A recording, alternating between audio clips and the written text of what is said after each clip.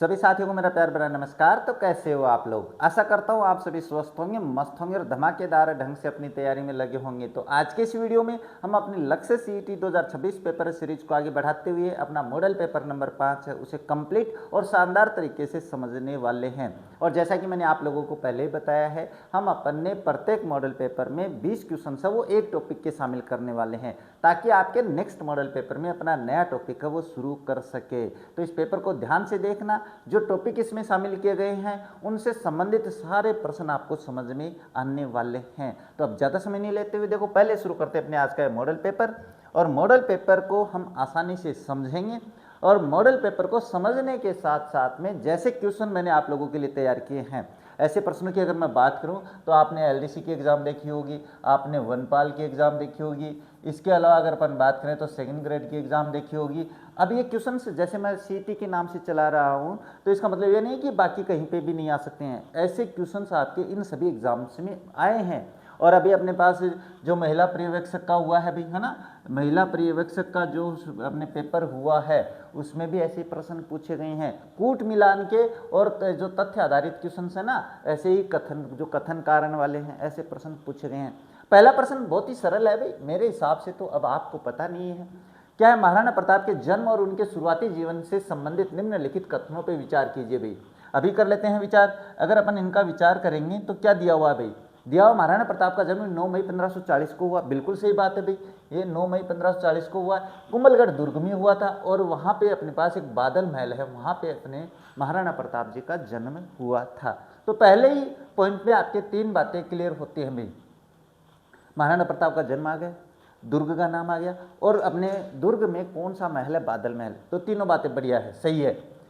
प्रताप की माता का नाम जयवंताबाई था, जो पाली के अखिरा सोनग्रा की पुत्री थी। बिल्कुल सही बात है भाई, 2 बातें इसमें भी आ जाती है।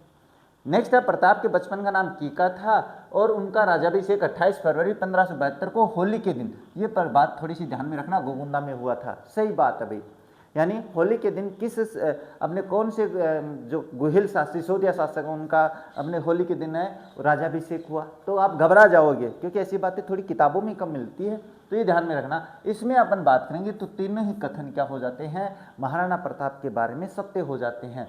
ये तो सरल लगा होगा। चलिए फिर ये प्रश्न देखो, कितना शानदार प्रश्न है।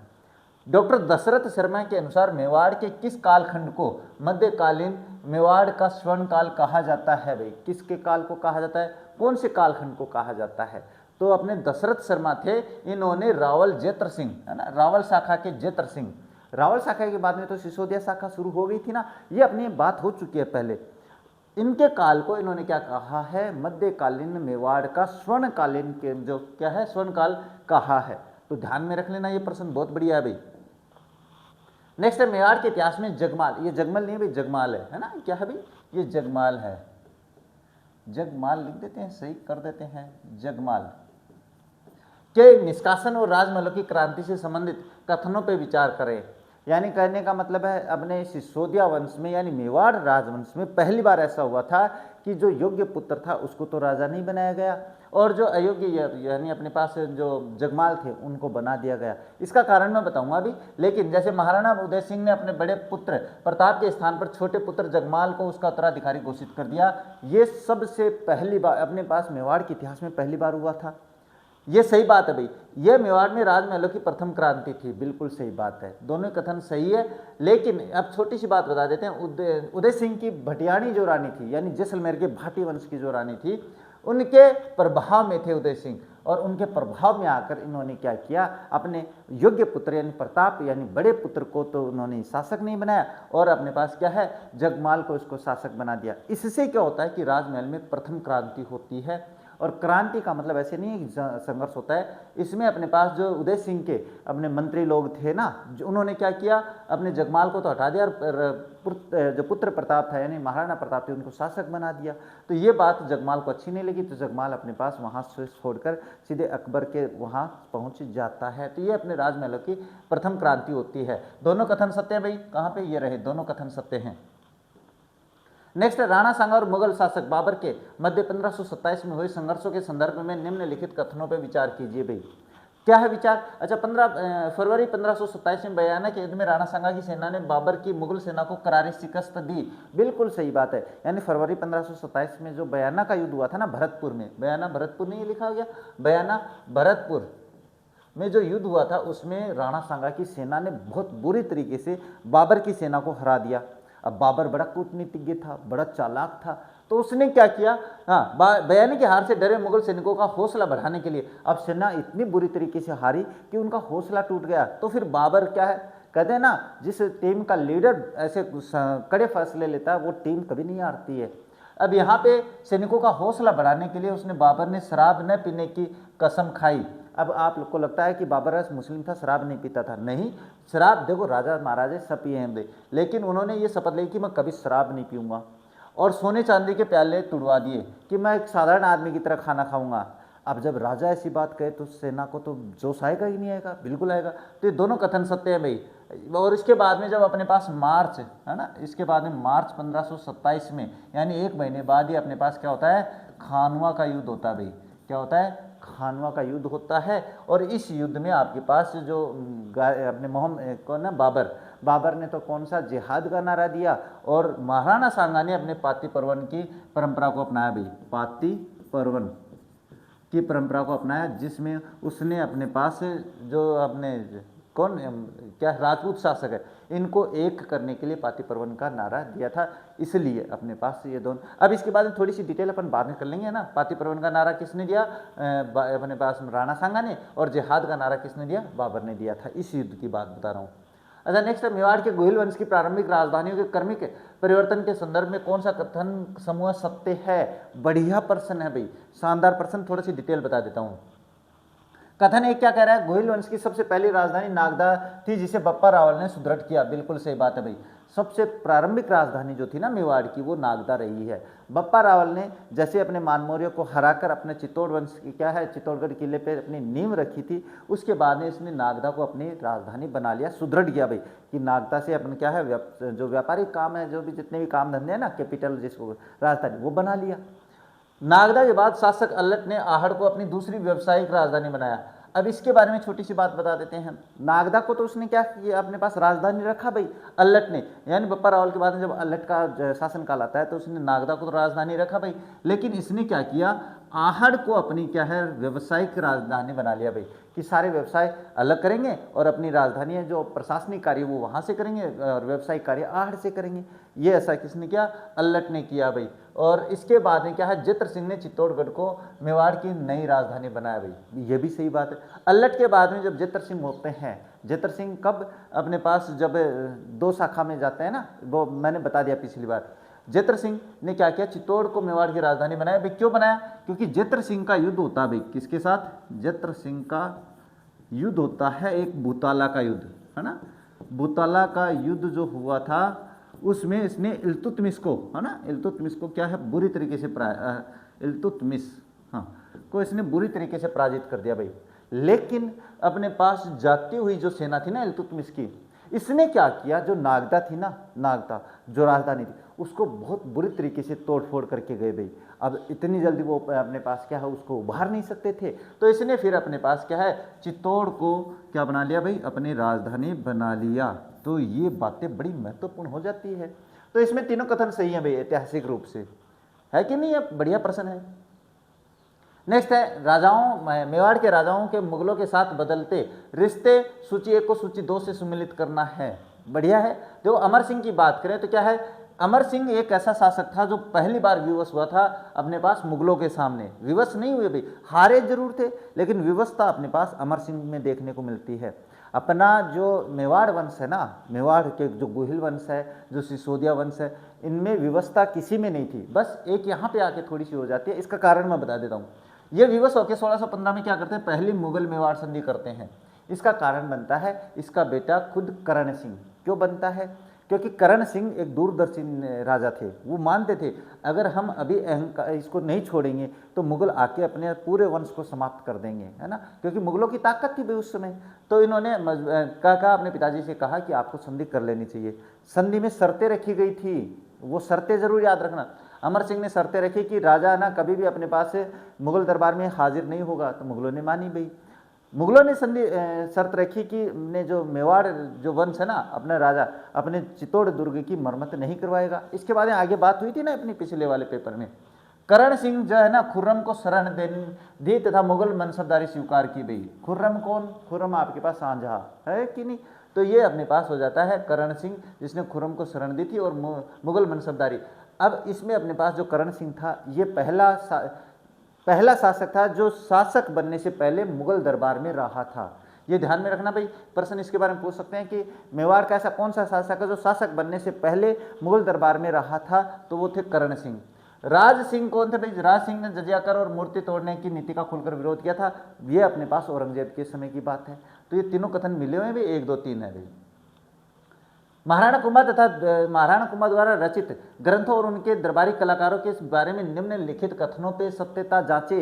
अभी जांच कर लेते हैं, जांच करने के लिए तो आए हैं हम।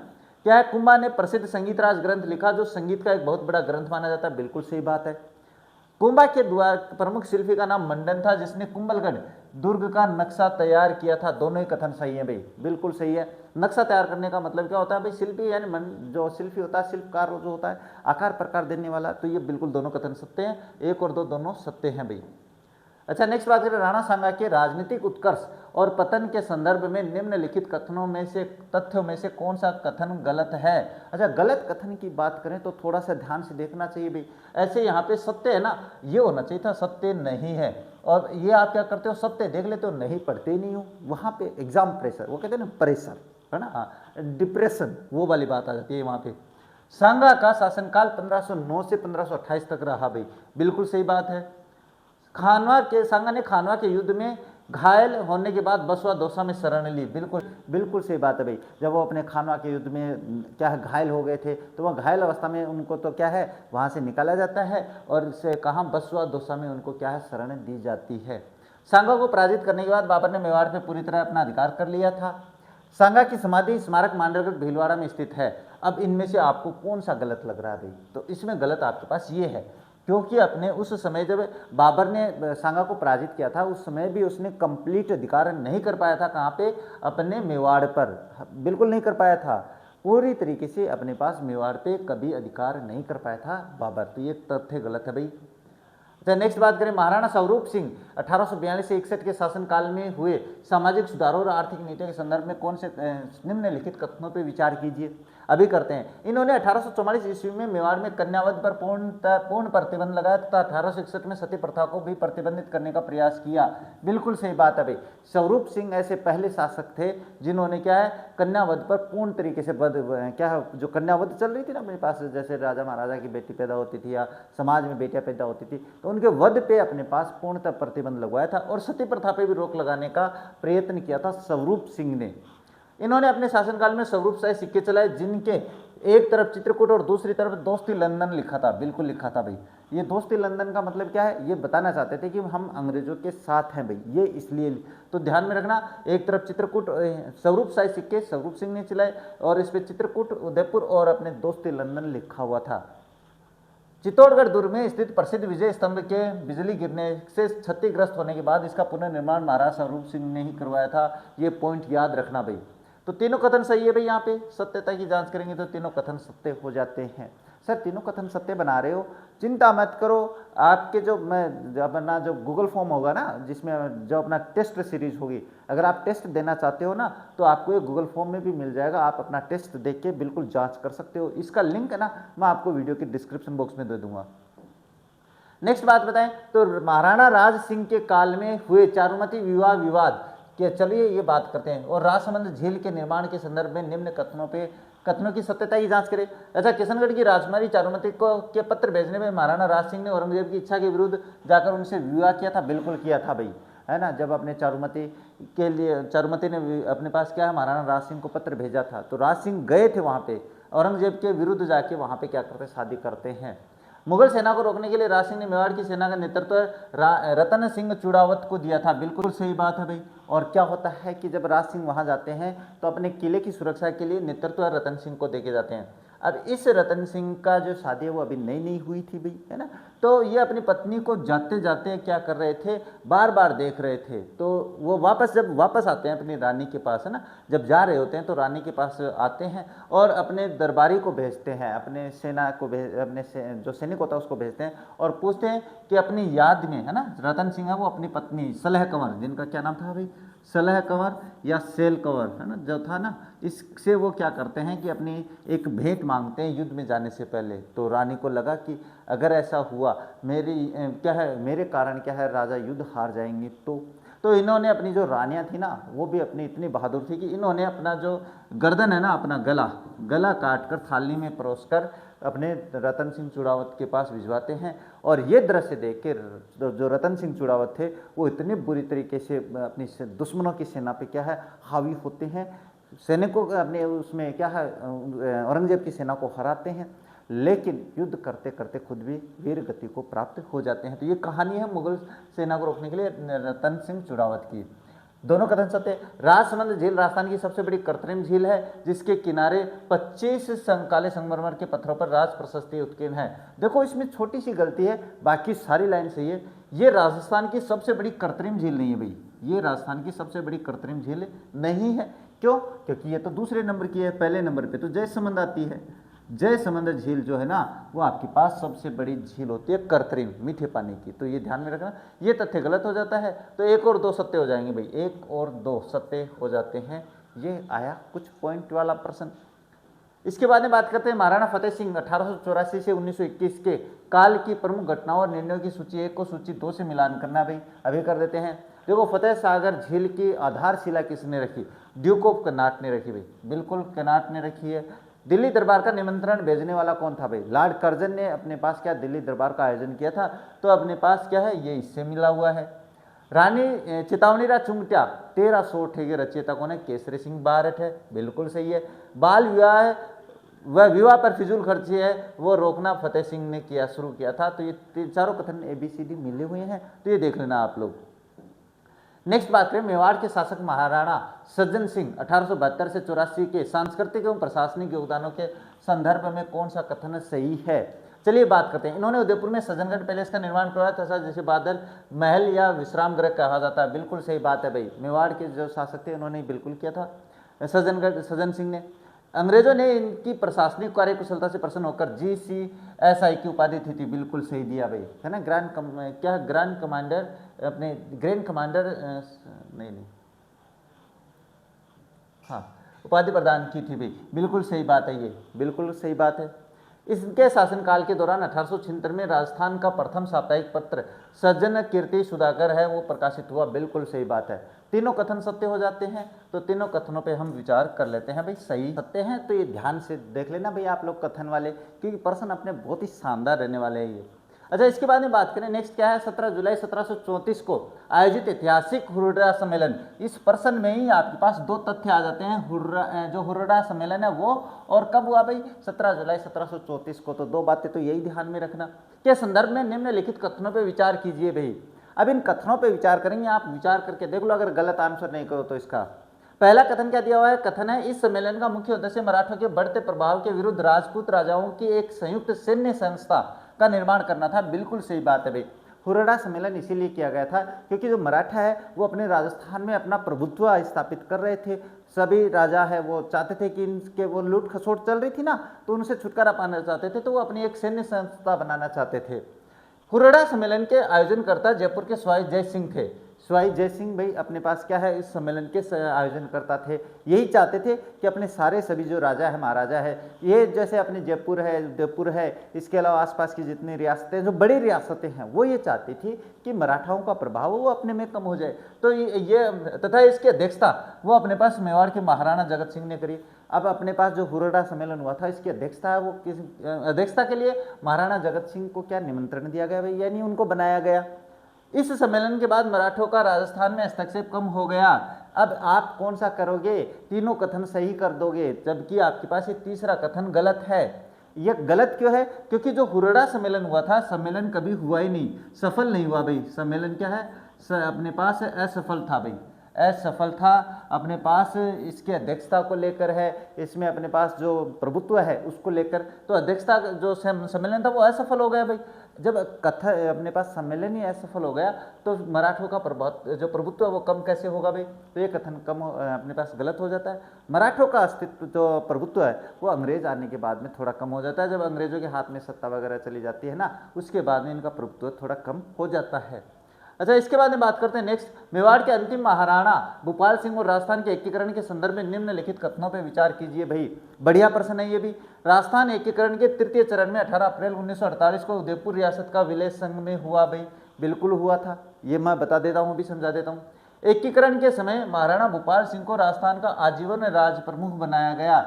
इसमें से कौन सा कथन सही है? तो मैं एक बात बता देता हूँ, अपने पास ये जो है ना आजीवन राज प्रमुख रहे नहीं थे, ये कथन तो सही है। और यहाँ पे अपने पास क्या है, जब इनको क्या है, एकीकरण के समय महाराणा भोपाल सिंह को राजस्थान का आजीवन राज प्रमुख नहीं बनाया गया था, इनको बाद में महाराज प्रमुख बना दिया गया था। ये अपने पास जो तृतीय संघ था, अपने जो राजस्थान संघ था ना, राजस्थान जो संघ था, जो दूसरा चरण था, इसमें अपने पास उदयपुर को जोड़ा गया भाई, है ना, उदयपुर को जोड़कर आपके पास तीसरा चरण बनाया गया था। अब संयुक्त जो इसको क्या नाम दिया गया था भाई, इसको नाम दिया गया था संयुक्त राजस्थान। क्या नाम दिया भाई? संयुक्त राजस्थान नाम दिया गया था। इसमें अपने पास जो राज प्रमुख है वो बना दिया अपने महाराणा भूपाल सिंह को। क्या है? भूपाल सिंह को बनाया गया। लेकिन ये आजीवन अपने पास इस एकीकरण के समय, इस लाइन में थोड़ा सा तथ्य गलत है, बाकी सही है, इसको अपने पास राज प्रमुख बनाया गया। लेकिन जब आपके पास चौथा चरण आया था ना, चौथा चरण कौन सा? व्रत राजस्थान। व्रत राजस्थान में आपके पास कौन सी रियासतें जुड़ गई थी? 3 बड़ी रियासतें जुड़ी थी, है ना, सॉरी 4 बड़ी रियासतें। कौन से? अगर मैं आपको बताऊं, JQB, ये JQB का मतलब जानते हो? जयपुर, जोधपुर और अपने पास जैसलमेर, और B से बीकानेर, ये अपने पास बड़ी रियासतें जुड़ी। तो अब समस्या आ गई कि राज प्रमुख किसको बनाया जाए। तो राज प्रमुख तो अपने जयपुर के राजा मान सिंह को बना दिया गया था। वो अपने पास जीवन पर्यंत है, मान सिंह है, वो क्या रहे थे? वो राज प्रमुख रहे थे। इनकी उपाधि, अब ये चाहते थे कि मैं अपना पद नहीं छोड़ूं, तो फिर इनके लिए एक पद बनाया गया, वो था महाराज प्रमुख। क्या बनाया गया? महाराज प्रमुख। और ये एकमात्र पद था जिसपे ये ही अपने पास एक राजा है, वो रहे थे महाराज प्रमुख बन के। उसके बाद में ये राज प्रमुख का पद है वो समाप्त कर दिया गया था राज्यपाल के पद के आने के बाद में। तो ये कथन गलत है इसमें। नेक्स्ट बात करें तो नेक्स्ट महाराणा जगत सिंह द्वितीय 1734 से 78 तक इनका जीवन काल था, यानी शासनकाल था। इनके सांस्कृतिक योगदानों के बारे में निम्नलिखित कथनों पर विचार कीजिए। अभी करते हैं क्या? इन्होंने उदयपुर में प्रसिद्ध स्थापत्य जगत विलास महल का निर्माण करवाया। बिल्कुल सही बात है। इनके विद्वान, दरबारी विद्वान नेकराम ने इनके सम्मान में जगत विलास नामक ऐतिहासिक पुस्तक रचना की थी। बिल्कुल सही बात है। जगत सिंह द्वितीय के बाद मेवाड़ के उत्तराधिकारी क्रमशः राज सिंह द्वितीय और हरि सिंह बने थे। बिल्कुल बने थे भाई। तो ये सारे अपने पास क्या है? कथन सत्य हो जाते हैं। तो ये थोड़ी सी बात ध्यान में रखना भाई, ये कथन है ना, ये राज सिंह और हरि सिंह, ये दोनों नाम याद रखना, राज सिंह द्वितीय और ये। इसके बाद में बात करते हैं मेवाड़ के सामाजिक कुप्रथाओं पर लगे वैधानिक प्रतिबंधों के वर्षों को संबंधित शासकों के साथ क्या करना है भाई? मिलान करना। अभी कर देते हैं। महाराणा स्वरूप सिंह ने क्या किया था भाई? कन्यावध पे पूर्णतः क्या वध प्रतिबंध लगवाया था। अभी समझे है थोड़ी देर पहले। महाराणा शंभू सिंह की बात करें तो मेवाड़ में सत्य प्रथा पर पूर्णतः प्रतिबंध लगा था। इन्होंने कोशिश की थी, स्वरूप सिंह ने, मैंने बताया था कि इन्होंने कोशिश करी थी, ना कि पूर्णतः प्रतिबंध। महाराणा शंभू सिंह ने 1861 से 72 तक के दौरान मेवाड़ में सती प्रथा पर पूर्णतः प्रतिबंध लगाया था। तो ये याद रखना भाई। इसके बाद में महाराणा सज्जन सिंह ने 1876 में सज्जन कीर्ति सुधाकर नामक प्रथम साप्ताहिक पत्र का प्रकाशन किया था। तो ये सारी बातें याद रख लेना, बहुत शानदार प्रश्न है यहाँ से। अच्छा, इसके बाद में बात करते हैं नेक्स्ट है 1807 में लड़े गए गिंगोली के युद्ध पर्वतसर के पास, यानी नागौर के पास के मुख्य परिणामों के संदर्भ में निम्नलिखित कथनों पर कौन सा कथन असत्य है भाई? असत्य मतलब कौन सा सत्य नहीं है, ये बताना है। तो ये युद्ध आमेर के शासक जगत सिंह द्वितीय, बिल्कुल सही बात है, मारवाड़ के राजा मानसिंह के मध्य कृष्णा कुमारी से विवाह की जिद को लेकर लड़ा गया था। अब इसमें छोटी सी बात बता देते हैं कैसे। राजकुमारी के जो अपने पास कृष्णा कुमारी थी, इनके जो सगाई है वो जोधपुर के राजा के साथ, जोधपुर के जो राजा है ना मान सिंह, इनके भाई के साथ हुई थी। अब उनका देहांत हो जाता है तो फिर अपने पास इनका रिश्ता है वो जगत सिंह के से तय कर दिया जाता है। तो फिर अपने पास मान सिंह है वो ये चाहते हैं कि नहीं, ये हमारे घर की बहू बननी थी तो हमारे घर में आनी चाहिए। बस इसी विवाद को लेकर इनके बीच में युद्ध चलता है। और इस युद्ध में आमेर के शासक जगत सिंह द्वितीय की विजय रही। बोल रही भाई, सही बात है। ये विजय कौन हुए थे भाई? अपने जगत सिंह द्वितीय है वो विजय होते हैं। इस युद्ध के बाद कृष्ण कुमारी का विवाह आमेर के शासक के साथ बड़े धूमधाम से संपन्न हुआ। इसके बारे में चर्चा कर लेते हैं। इस भयंकर विवाद को हमेशा के लिए शांत करने के लिए तो आमेर खां पिंडारी के दबाव में 1810 में कृष्ण कुमारी को जहर दे दिया गया। ये सही बात है, ये गलत है भाई यहाँ पे, क्योंकि अपने पास युद्ध तो जीत गए थे लेकिन शादी नहीं हुई थी। और शादी अब अपने पास वो जो मान सिंह थे वो हार मानने वाले थे नहीं, तो इन्होंने क्या किया कि आमेर खां जो पिंडारी था इसने एक सुझाव दिया और बाद में क्या है, आमेर खां पिंडारी के कहने पे इसको जहर देकर अपने पास से जो कृष्ण कुमारी है उसकी जीवन लीला को समाप्त कर दिया जाता है और दोनों राजा शांत होकर बैठ जाते हैं। इसके बाद में बात करते हैं नेक्स्ट राजस्थान का पूर्वी मैदानी प्रदेश। अब वहाँ पे अगर मैं बात करूँ आप लोगों के पास, तो यहाँ पे आपका जो गुहिल वंश है ना, उसके सारे जितने भी प्रश्न बनने थे, गुहिल वंश है ना, ध्यान से समझ लेना भाई, इसके सारे जो अपने राजा महाराजा जितने वंश, जहाँ से बप्पा रावल से लेके राजा मान सिंह तक सारे बातें प्रश्न है वो इसमें आ चुके हैं। फिर अपने भोपाल सिंह है उन तक पहुँच चुके हैं। तो ये इसके बाद में अपने पास जो नेक्स्ट जो टॉपिक शुरू होगा ना, उसमें अपन अपने आमेर वंश को शुरू करेंगे। इसके बाद में देखो बात करते हैं नेक्स्ट राजस्थान का पूर्वी मैदानी प्रदेश मुख्य रूप से किन नदियों के बेसिन व जलोढ़ निक्षेपों से द्वारा निर्मित हुआ है? आप जानते हो भाई पूर्वी मैदान कौन सा है ना, आप पूर्वी मैदान जानते हो भाई, ये अपने पास राजस्थान है। और राजस्थान की बात करें तो इस तरीके से अपने पास राजस्थान हो जाता है। और राजस्थान बनने के बाद में चलिए मैं समझा देता हूँ आप लोगों को कौन सा राजस्थान है भाई। ये थोड़ा सा यहाँ पे ये अपने राजस्थान है। इसमें बात करें तो पूर्वी मैदान कहाँ पे? ये अरावली है। अरावली की ये जो क्षेत्र है ना, ये जो क्षेत्र है ये पूर्वी मैदान में आता है। अगर इसमें बात करें तो ये आपके पास दक्षिणी पूर्वी मैदानी प्रदेश में आता है। तो यहाँ से इस तरीके से ये पूर्वी मैदान हो जाता है। इसमें जो मिट्टी है, जो क्षेत्र है, क्या पूछ रहा है मुख्य रूप से किन नदियों से बना है? ये मैदान किससे बना है? तो ये आपके पास देखो मैं बता देता हूँ, चंबल, बनास, बाणगंगा और माही नदी बेसिन से बना है। ये किससे बना है? चंबल, बनास, माही, बाणगंगा और माही नदी से बना है। इसमें अपने पास जो सूकड़ी और जवाई नदी है ना, ये तथ्य गलत हो जाता है। लूनी नदी और घग्गर नदी की बात करें तो घग्गर नदी है वो आपके पास यहाँ पे है, लूनी नदी यहाँ पे है अपने पास इस क्षेत्र में है, तो ये नहीं है भाई। इसके बाद नर्मदा और तापी ये अपने राजस्थान की नहीं है, तो ये छोड़ देते हैं। बस आप ध्यान में रखना चंबल, बनास, बाणगंगा और माही नदी बेसिन से बना है। इसके बाद में बात करें पूर्वी मैदान राजस्थान के कुल क्षेत्रफल का लगभग 23% भाग है। बिल्कुल सही बात है, जो मैंने बताया ना अभी वो 23% है। यहाँ राजस्थान की कुल कितने प्रतिशत जनसंख्या निवास करती है? तो एक छोटी सी बात बता देता हूँ, यहाँ पे आपके पास 39% जनसंख्या निवास करती है, जो सबसे ज़्यादा घनत्व बनाती है। अब इसके अलावा बात करें 40% जनसंख्या कहाँ निवास करती है? तो ये अपने पास जो मरुस्थलीय प्रदेश है ना, अपने पास मरुस्थलीय क्षेत्र अपना 61.11% है ना, इस पे अपने पास 40% जनसंख्या निवास करती है। 10% जनसंख्या आपके पास है जो अरावली पर्वतीय है ना, अरावली प्रदेश में निवास करती है। 25% जनसंख्या ये आपने नहीं करती भाई, ये अपने एग्जिस्ट नहीं करती अपने इस वर्गीकरण में, तो ये छोड़ देते हैं। अच्छा, इसके बाद में बात करते हैं नेक्स्ट प्रतापगढ़ और बांसवाड़ा जिलों के मध्य 56 नदी, ये आप कर दोगे भाई, 56 का मैदान कहते हैं। ये 56 की पहाड़ियाँ कौन सी है सर? अच्छा, 56 की पहाड़ियाँ कहाँ पे है? ये आपके पास बाड़मेर में है भाई, बाड़मेर में है। और ये गुबंदागार है इस तरीके से भाई, गुबंदागार यहाँ जहाँ पे अपने पास तीखी वगैरह गोल चोटी होती है जिनको अपन कहते हैं ना, ये गोल चोटी है, इनको गुबंदागार कहते हैं भाई, गुबंदागार। और यहाँ पे अपने पास बाड़मेर में नाकोड़ा पर्वत भी है। क्या भाई? नाकोड़ा पर्वत भी है। तो ये बातें जो मैं बताता हूँ ना, ये ध्यान से सुनने वाली बात है। नाकोड़ा पर्वत कहाँ पे है? इसी श्रेणी में है। कोई पूछे नाकोड़ा पर्वत है वो किस श्रेणी का है, तो उसे गुबंदाकार श्रेणी का कहेंगे, याद रख लेना है।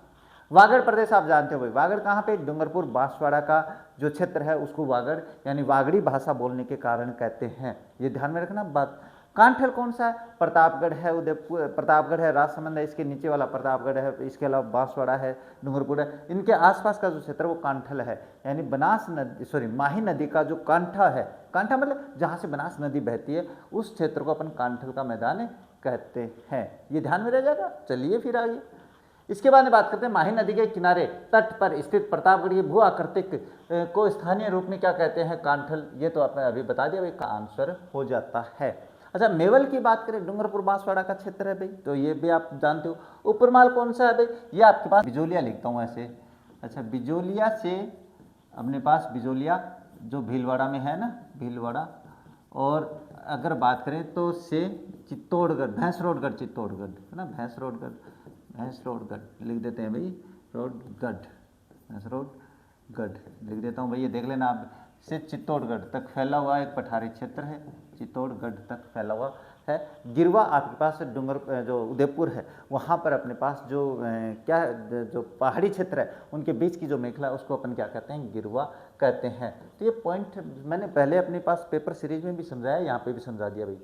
अच्छा, नेक्स्ट बात करें, चंबल नदी द्वारा निर्मित अत्यधिक अवनलिका अपर्दन के कारण बने गहरे गर्तों, उबड़ खाबड़ अनुपजाऊ भूमि को भौगोलिक भाषा में क्या कहते हैं, बीहड़ कहते हैं। आप सभी जानते हो भाई, क्या कहते हैं, बीहड़ कहते हैं।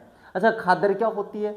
खादर मैं बता देता हूँ भाई। खादर आपके पास जो नदियों द्वारा है ना, नदियों द्वारा लाई गई जो प्राचीन जलोढ़ हो जाती है, यानी जो मिट्टी पुरानी हो जाती है, वो जलोढ़ जो मिट्टी होती है उसको अपन क्या कहते हैं, खादर कहते हैं। क्या कहते हैं भाई, जलोढ़, यानी जलोढ़ मिट्टी को क्या कहते हैं, जो पुरानी हो जाती है उसको खादर कहते हैं। और जो नई मिट्टी लेके आती है उसको अपन बांगर कहते हैं। और थली आप बीकानेर के जो उत्तरी भाग की तरफ हिस्सा उठा हुआ है उस धरातल का, उसे थली कहते हैं। तो ये याद रख लेना भाई। अच्छा, नेक्स्ट बात करें, चंबल बेसिन में पाए जाने वाले बीहड़ क्षेत्र को स्थानीय भाषा में डांग प्रदेश कहा जाता है। बिल्कुल कहा जाता है। डांग की रानी किस जिले को कहा जाता है, ये आप कर दोगे, मुझे पता है, ये करौली जिले को कहते हैं भाई। किसको कहते हैं, करौली जिले को कहते हैं।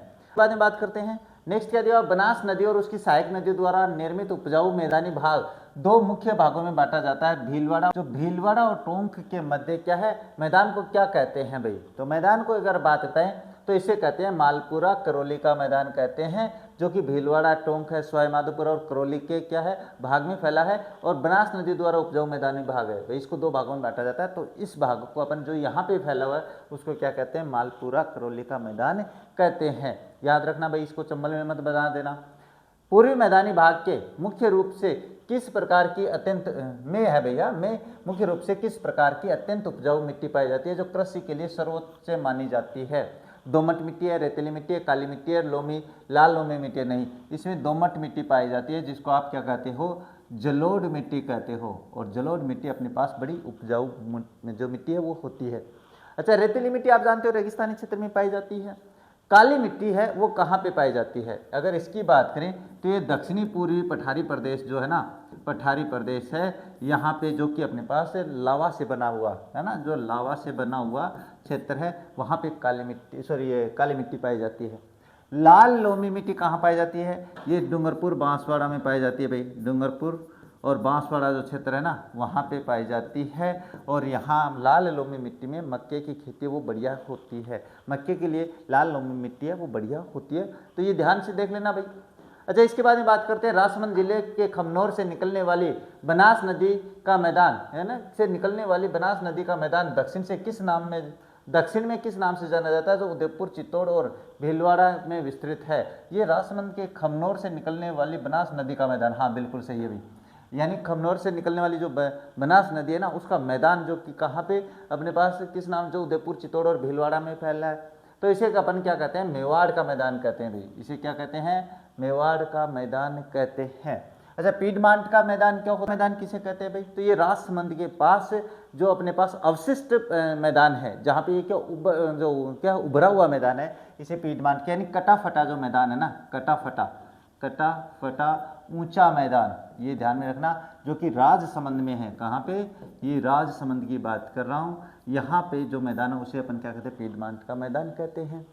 कांठल का मैदान अभी बताया मैंने, माही का, जहाँ माही नदी जहाँ से बहती है ना, माही नदी जैसे राजस्थान में प्रवेश करती है और ऐसे वापस अपने खंबात की खाड़ी में जाती है, वहाँ पे अपने पास क्या है, ये जो कांठल का मैदान होता है। यानी जो माही नदी है उसके जो बहाव क्षेत्र है उसको कांठल कहते हैं। डांग क्षेत्र आप जानते हो किसको कहते हैं, चंबल नदी के जो बहाव क्षेत्र है, जैसे जो कि अपने पास धौलपुर है, इसके अलावा करौली है, वहाँ के क्षेत्र को अपन क्या कहते हैं, डांग का मैदान कहते हैं। याद रख लेना अब ये सारी बातें। अच्छा, नेक्स्ट, अलवर, भरतपुर, जयपुर जिलों में विस्तृत बाणगंगा नदी के मैदानी भाग को किस ऐतिहासिक मैदान का हिस्सा माना जाता है भाई? अलवर, भरतपुर, जयपुर है भाई, है ना, ये अपने पूर्व जो जिले हैं। इनकी बात करें तो रोही का मैदान है, छप्पन का मैदान है, गोडवाड़ का मैदान है, थली का मैदान है। इनमें बाणगंगा जब बहते हुए जाती है, मैदान बनाती है आपके पास, तो इसे रोही का मैदान कहते हैं भाई। क्या कहते हैं? रोही का मैदान कहते हैं। यानी कहने का मतलब अपने पास अपन एक दूसरे नाम से और क्या है जानते हैं, रोही दोआब भी कहते हैं। क्या कहते हैं? रोही दोआब भी नाम इसका होता है भाई, तो ये ध्यान में रखना। आप इस क्षेत्र को ध्यान से देख लेना भाई, बाणगंगा और यमुना नदी के बीच का जो क्षेत्र है उसके लिए है भाई। अच्छा, इसके बाद में बात करते हैं नेक्स्ट है पूर्वी मैदानी प्रदेश की जलवायु सामान्यतः किस प्रकार की है भाई। तो अगर पूरी मैदान की बात करें तो वो आपके पास उपाद्र से आर्द्र की होती है भाई, सही है। अत्यधिक शुष्क नहीं है, अर्ध शुष्क नहीं है, आर्द्र प्रकार की भी नहीं है। आर्द्र प्रकार की कहाँ पे है? आर्द्र प्रकार की दक्षिणी पूर्वी पठारी प्रदेश अपने आर्द्र प्रकार की इसमें आता है जलवायु में। जो पूर्वी मैदानी क्षेत्र है वो अपने पास क्या है, पूर्वी मैदान में अगर अपन बात करें 50 से लेके 80 सेंटीमीटर तक की वर्षा होती है। और यहाँ पे थोड़ा सा और इसकी तरफ आएंगे तो आगे जो बारिश का जो प्रभाव बढ़ता है, ज़्यादा होती है। तो इसका मतलब उपाद्र से, यहाँ से यानी उपाद्र से आपके पास आर्द्र की तरफ जाती है। तो ये ध्यान में रखना। ये प्रश्न इस तरीके से थोड़ा कन्फ्यूजन कर सकते हैं, आप आर्द्र प्रकार की भी कर सकते हो। इसके बाद में बात करते हैं डूंगरपुर बांसवाड़ा के मध्य स्थित अत्यधिक संकीर्ण और पहाड़ी मैदान संक्रमण क्षेत्र को स्थानीय भाषा में क्या कहते हैं? यानी जो पहाड़ी मैदानी क्षेत्र है उसको अपन क्या कहते हैं? मेवल कहते हैं। ये मैंने अभी समझा दिया भाई। तो और बाकी एक कांठल उपरमाला भूमट है, ये आप देख लेना कहाँ से है। ये बहुत सरल प्रश्न है इसलिए नहीं समझाऊंगा मैं। चंबल नदी के बीहड़ों के पृष्ठ भाग में स्थित वह ऊंची समतल भूमि जो कृषि के लिए प्रयुक्त मानी जाती है क्या कहलाती है? ये बढ़िया प्रश्न है भाई। इसको क्या कहोगे? तो ये मैं बता देता हूँ क्या कहोगे। इसको हम पादर भूमि के नाम से जानते हैं। पादर भूमि यानी अग्र भाग जो होता है वो होता है पादर भूमि। अच्छा, ये क्या होती है सर? देखो, चंबल नदी अपने पास क्या बीहड़ बनाती है। बीहड़ यानी ऊबड़ खाबड़ खड्डे करती चलती है। इन खड्डों के साइड में जो भूमि है जो तैयार हो जाती है, जिन पे पानी नहीं पहुंचता चंबल नदी का, वो बड़ी उपजाऊ हो जाती है, उसे हम पादर भूमि के नाम से जानते हैं। खादर बांगर अपने अभी देखा है। बीहड़ पट्टी आप जानते हो, जहाँ पे अपने पास ऊबड़ खाबड़ खड्डे नुमा जो जमीन बन जाती है वो होती है अभी। अच्छा, बनास बेसिन का वह उत्तरी पूर्वी भाग जो टोंक और सवाईमाधोपुर में स्थित है उसे क्या कहते हैं? इसे भी अपन मालपुरा करौली का मैदान ही कहेंगे। थोड़ा सा ध्यान में रखना भैया, गलत मत कर देना आप लोग, ठीक है। चलिए फिर आगे। इसके बाद में पूर्वी मैदान भौगोलिक दृष्टि से भारत के किस विशाल भौतिक प्रदेश का हिस्सा माना जाता है? प्रश्न ठीक है लेकिन सरल बहुत है भाई। उत्तर का विशाल जो मैदान है ना, जो गंगा नदी यमुना नदी से बहाकर जो मैदान है वहाँ पे अपने पास उसका ही हिस्सा माना जाता है। अपने पास कौन सा पूर्वी मैदान है वो इसी का हिस्सा माना जाता है। अच्छा, कैसे सर? चलिए भारत का बनाते हैं थोड़ा सा। अगर अपन भारत बनाए तो इस तरीके से अपना भारत बनता है और इस तरीके से होता हुआ और इस तरीके से अपने पास क्या है चलते हैं, ये अपने राजस्थान हो जाता है और इस तरीके से अपने भारत है वो हो जाता है भाई। भारत भी इसी तरीके से बनता है लगभग, है ना। ये देखिए थोड़ी सी आप कहोगे सर आप भारत भी बढ़िया नहीं बने, तो बढ़िया। तो अभी चलिए देखते हैं, अभी बना देते हैं। ये अपना भारत होता है ना, तो यहाँ पे अगर अपन बात करें अपना ये राजस्थान है। यहाँ पे इतना बड़ा नहीं है भाई, कहीं आप देखो ये अपना राजस्थान आ जाता है, इसके यहाँ पे गुजरात आ जाता है। ये छोटा सा मैं बता रहा हूँ भाई। और अपना जब गंगा नदी है वो इधर से ऐसे आती है, तो यहाँ पे ये जो मैदान बनता है ना, ये जो मैदान बनता है, ये मैदान अपने पास किसका है? ये अपने पास उत्तर का जो विशाल मैदान है ना, इसको उत्तर का विशाल मैदान कहते हैं। यहाँ पे नीचे प्रायद्वीपीय पठार होता है। क्या होता है? प्रायद्वीपीय पठार है। इसका मैंने आकार बताया आप लोगों को इस तरीके से, प्रायद्वीपीय पठार का, है ना, जिसका कोण है वो नीचे की तरफ आता है भाई, है ना, ये आता है। इस तरीके से मैंने बता रखा है। तो ये जो है ना, ये हिस्सा, ये जो हिस्सा पूर्वी, ये तो इसका हिस्सा है, और ये जो दक्षिणी पूर्वी पठारी प्रदेश है वो इसका हिस्सा है। तो यहाँ पे अपने पास क्या हो जाएगा?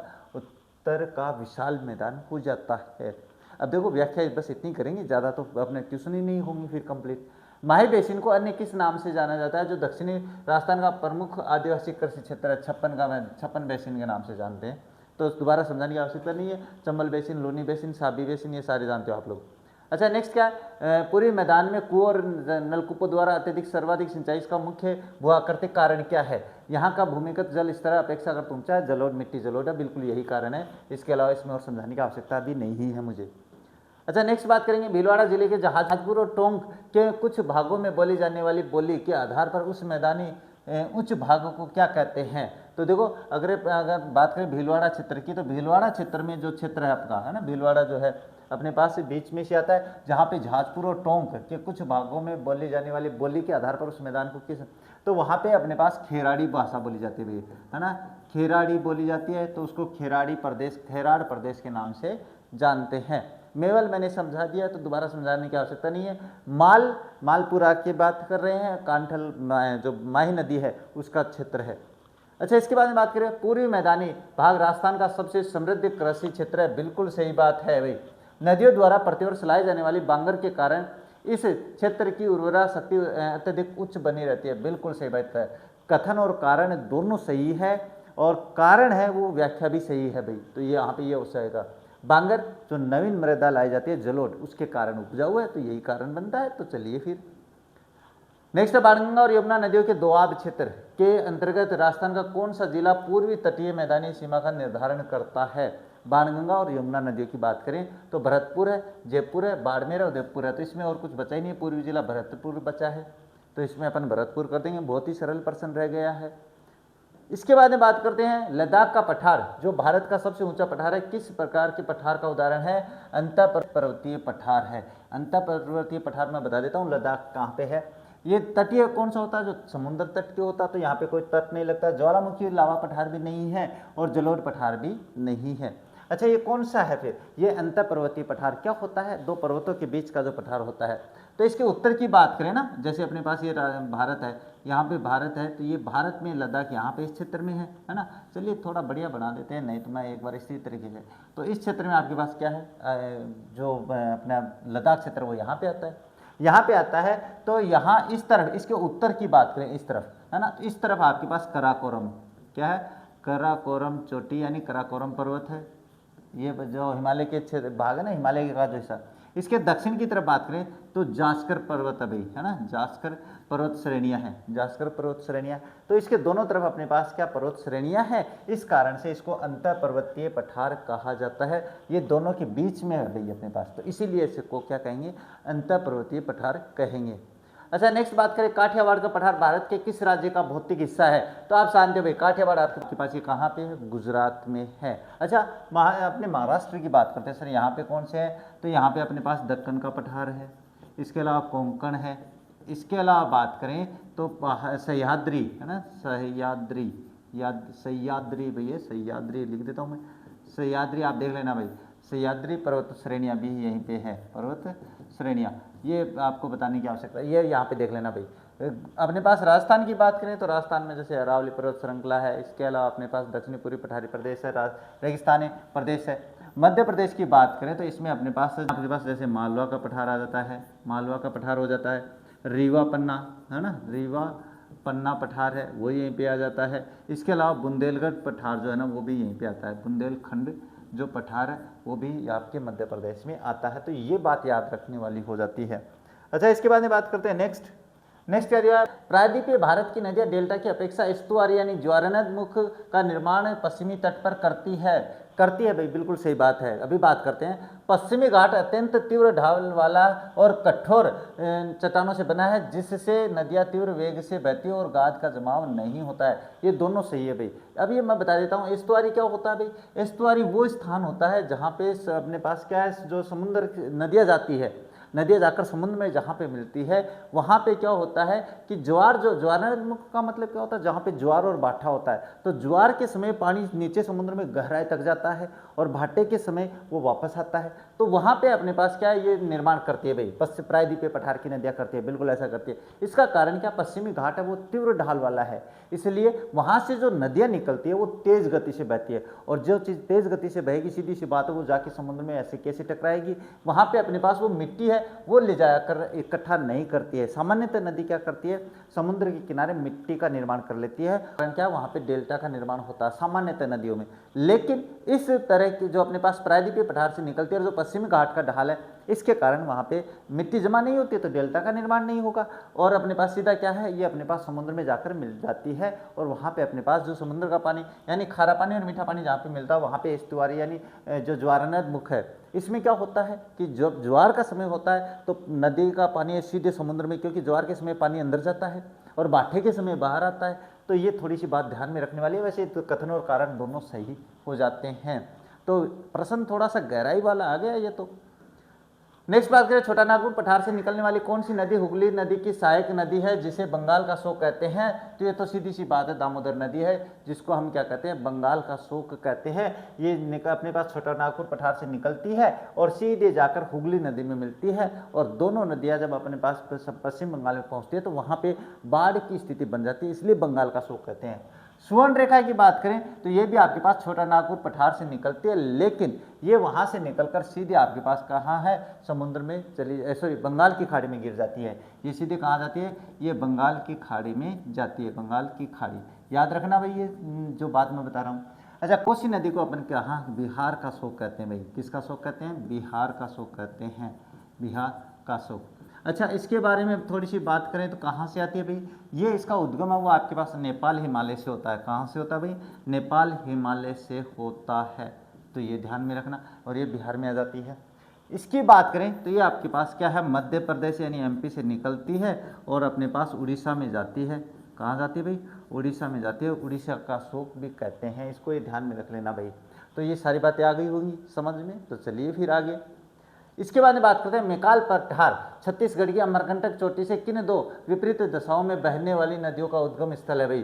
तो देखो मेकाल पर्वत जो मेकाल जो पठार है छत्तीसगढ़ की अमरकंटक चोटी से किन दो विपरीत दिशाओं में बहने वाली, यानी यहाँ से दो विपरीत दिशाओं में नदी बहती है। तो इसमें बात करें तो नर्मदा क्या है, नर्मदा और सोन नदी होती है। अब ये क्या करती हैं, अमरकंटक जो अपने पास मेकाल पठार है ना, जो मेकाल पठार है, मेकाल का पठार है, यहाँ से मेकाल पठार लिखता हूँ भाई, है ना, मेकाल जो पठार है यहाँ पर आपके पास कौन सी चोटी, अमरकंटक चोटी, है ना, अमरकंटक जो चोटी है वहाँ से ये दोनों नदियाँ निकलती है। लेकिन एक नदी आपके पास पश्चिम की तरफ जाती है और एक उत्तर पूर्व की तरफ जाती है, इसीलिए ये बीच का मैदान हो जाता है। तो नर्मदा है वो यहाँ से उठकर अपने पास पश्चिमी आ जाती है, यानी एमपी जो अपना जो राज्य है ना, वहाँ पे एमपी जो राज्य, इसमें एक तो इस तरफ आ जाती है और एक अपने पास उत्तर पूर्व की तरफ इस तरफ चली जाती है। यानी सोन नदी तो अपने पास उत्तर पूर्व की तरफ जाती है और एमपी में जो नर्मदा है ये अपने पास पश्चिम की तरफ आ जाती है। तो ये ध्यान में रख लेना भैया, ये बढ़िया प्रश्न होते हैं ऐसे। अच्छा, इसके बाद में बात करते हैं नेक्स्ट क्या दिया, दक्कन पठार की सीमा उत्तर पश्चिम से किस पर्वत श्रृंखला द्वारा निर्धारित होती है भाई। ये दक्कन का पठार है वो सतपुड़ा और विंध्याचल श्रेणी का है भाई, इससे निर्धारित होती है। याद रख लेना, दक्कन के पठार की सीमा उत्तर पश्चिम में किस पर्वत श्रृंखला द्वारा, सतपुड़ा और विंध्याचल के अनुसार होती है भाई। अच्छा, इसके बाद में बात करें प्रायद्वीपीय पठार की लाल मिट्टी का रंग लाल होने का मुख्य कारण क्या है, फेरिक ऑक्साइड ये भैया अपने पास लोह कण जिसको अपन कहते हैं ना, लोह कण की उपलब्धता के कारण प्रायद्वीपीय पठार की जो मिट्टी है वो लाल मिट्टी होती है, मक्के के लिए उपयुक्त होती है। ये बात हमने पहले कर चुके भाई। अच्छा, चूने की प्रचुरता से क्या होता है भाई, इसका रंग धूसर होता है। क्या होता है भाई, धूसर होता है और ये लवणीय हो जाती है ना, ये क्या हो जाती है, लवणीय हो जाती है। अच्छा, ह्यूमस की बात करें तो अपने पास भूरे रंग क्या हो जाता है, भूरा या काला रंग हो जाता है लास्ट में पड़े, तो ये ध्यान में रखना। फास्फोरस क्या होता है, फास्फोरस अपने पास क्या उपजाऊपन को दिखाता है, न कि रंग के लिए डिसाइड करने के लिए फास्फोरस है, वो अपने पास कोई तत्व नहीं है। इसके बाद में बात करते हैं मेघालय के पठार की तीन प्रमुख पहाड़ियों का पश्चिम से पूर्व की ओर सही क्रम क्या है। तो अब बता दो मुझे क्या है। तो इसमें आपके पास ऑप्शन जो एक है ना, वो गारो खासी जयंतिया, ये नाम याद रखना, गारो खासी जयंतिया। अपने जैसे भारत है ना, तो भारत का नक्शा थोड़ा अपने इसी तरीके से बना देते हैं, उस तरीके से सीखेंगे भैया आप लोगों के लिए। तो ये थोड़ा सा अपना भारत है, ये लो, ये पतंगाकार है अपना भारत। तो यहाँ पे अपने पास जो मेघालय का पठार है ना, मेघालय का जो पठार है यहाँ पे नहीं, हाँ ये यहाँ पे जो पहाड़ियाँ ऊंची होती है भाई, तो यहाँ पे ये जो तीनों पहाड़ियाँ है ना, इनको इधर से उधर जाएंगे, है ना, इधर से इधर जाएंगे, तो आपके पास जो क्रम आएगा वो आएगा गारो खासी जयंतिया। और यही वो पहाड़ियाँ हैं जहाँ से बंगाल की खाड़ी से जो मानसून आता है ना, जो दो शाखाओं में बढ़ता है अपने राजस्थान में आने वाला, यहाँ से टकरा कर फिर इधर आता है अपने पास। तो सबसे ज़्यादा बारिश अब बंगाल की खाड़ी से होती है, और अब राजस्थान की बात बता रहा हूँ मैं, और यहाँ से अपने पास सबसे पहले प्रविष्ट होता है। तो ये दोनों बातें बड़ी महत्वपूर्ण हो जाती है। तो गारो खासी जयंतिया नाम याद रखना। भारत का वह कौन सा पठार है जो कछार मैदान और प्रायद्वीपीय उच्च भूमि के मध्य संक्रमण क्षेत्र बनाता है। तो प्रायद्वीपीय कौन सा पठार है जो कछार मैदान और अपने पास प्रायद्वीपीय उच्च भूमि की, तो पास क्या है, जो बुंदेलखंड का पठार है ना, बुंदेलखंड का जो पठार है वो आपके पास दोनों के बीच में काम क्या है, कछार मैदान और प्रायद्वीपीय उच्च भूमि के मध्य संक्रमण क्षेत्र, संक्रमण जहाँ पे दोनों आके मिलते हैं। मैं बता देता हूँ किस तरीके से। ये कछार मैदान कौन सा भाई, तो ये अपने पास यूपी है ना, यूपी वाला बाद में लगाएंगे, यूपी वाला ठुमका ना बाद में, यूपी एमपी, और अगर थोड़ा बहुत बात करें तो अपने राजस्थान भी जोड़ लेते हैं। यहाँ पे अपने पास क्या है, यमुना है ना, यमुना और गंगा है ना, दोनों की बात कर लेते हैं। गंगा नदी का जो अपने उत्तरी मैदान है, वो जो कछारी भूमि है, ये अपने पास मिट्टी लाती है। तो यहाँ पे जो कछारी मिट्टी है ना, कछारी मिट्टी के कारण इसको क्या कहते हैं, अपने पास कछार मैदान कहते हैं। तो ये मैदान होता है। तो ये तो अपने पास क्या होता है, उत्तरी भाग जो होता है। इसके नीचे अगर बात करें तो इसके नीचे, चलिए ये मैदान अपने पास ऊपर में आ गया, इसके नीचे बात करें तो ये प्रायद्वीपीय पठार आ जाता है। ये कौन सा आ जाता है, प्रायद्वीपीय पठार आ जाता है। अब इनके बीच की बात करें तो आपके पास ये जो संक्रमण क्षेत्र है, ये कौन सा है, तो यहाँ पे आपके पास क्या है, बुंदेलखंड का पठार है भाई। कौन सा है, बुंदेलखंड। कहाँ पे, एमपी में, है ना, एमपी की बात बता रहा हूँ मैं। एमपी में अपने पास बुंदेलखंड का जो पठार है, बुंदेलखंड का जो पठार है, वो आपके पास क्या करता है, इनके बीच के संक्रमण का काम करता है। यानी यहाँ पे अपने कुछ पठार है, कुछ मिट्टी है, कुछ पठार है, कुछ मिट्टी है, वो वाला क्षेत्र हो जाता है। तो याद रखना। नेक्स्ट बात करें, निम्नलिखित में से कौन सा भारतीय संविधान का संघात्मक लक्षण नहीं है। अब वहाँ पे अपने भारत का जो भूगोल है वो खत्म होता है, अभी खत्म नहीं हुआ, थोड़े प्रश्न हो रहे हैं। निम्नलिखित में से भारतीय संविधान का संघात्मक का लक्षण नहीं है। लिखित संविधान है, न्यायपालिका की स्वतंत्रता है, एकल नागरिकता है, केंद्र व राज्यों के बीच शक्ति का विभाजन है। तो इसमें आप एकल नागरिकता है ना, एकल नागरिकता, ये अपने संघात्मक संविधान की विशेषता नहीं है, क्योंकि ये एकल नागरिकता एकात्मक जो संविधान होता है ना, उसकी विशेषता होती है। तो ये ध्यान में रखना। बाकी लिखित है, न्यायपालिका की स्वतंत्रता, केंद्र व राज्यों के बीच शक्तियों का विभाजन है, ये सारी संघात्मक विशेषता होती है अपने भारत के संविधान की। इसके बाद में क्या है, सूची 1 को सूची 2 से सम्मिलित कीजिए, नीचे दी गई कूट में से सही उत्तर चुनिए। चलिए चुनेंगे उत्तर भी, लेकिन पुलिस और लोक स्वास्थ्य की बात करें तो इस पे कानून कौन बनाता है, इस पे राज्य कानून बनाता है। तो ये राज्य सूची का विषय है, यानी जिन विषयों पे राज्य कानून बनाता है वो राज्य सूची में आते हैं। अच्छा, रेलवे और रक्षक की बात करें तो जिन पे कानून क्या है, केंद्र बनाता है, वो संघ सूची में आते हैं। शिक्षा और वन, ये अपने पास समवर्ती सूची का है। शिक्षा और वन की बात करें तो कब जोड़ा गया भाई, ये अपने पास 1976 में जो 42वां संविधान संशोधन था ना, 42वां संविधान संशोधन। मैं एक छोटी सी बात और बता देता हूँ यहाँ पे, बढ़िया बात है भाई, बढ़िया बात याद रखना। 42वां संविधान संशोधन हुआ 1976 में। इसमें अपने पास क्या है, जो समवर्ती सूची थी उसमें कुछ 5 बिंदु जोड़े गए थे। 5 बिंदुओं में बात करें तो जैसे शिक्षा है ना, शिक्षा आ जाती है, वन्य जीव, इसके अलावा नापतोल भी था भाई एक, है ना, नापतोल ये हो जाता है। और इसके अलावा न्याय की संगतता या न्याय की संगतता, या मान के चलो भाई न्याय के बारे में, न्याय की समानता या न्याय की संगतता, ये ध्यान में रखना भाई। 5 विषय कौन से जोड़े गए 42वें संविधान संशोधन में। अच्छा, प्रश्न ये आ सकता है कि ये इससे पहले किस सूची में थे भाई, तो इससे पहले ये राज्य सूची में थे, है ना, राज्य सूची में थे। ये नाम याद रखना भैया, बढ़िया चीज़ें हैं भाई।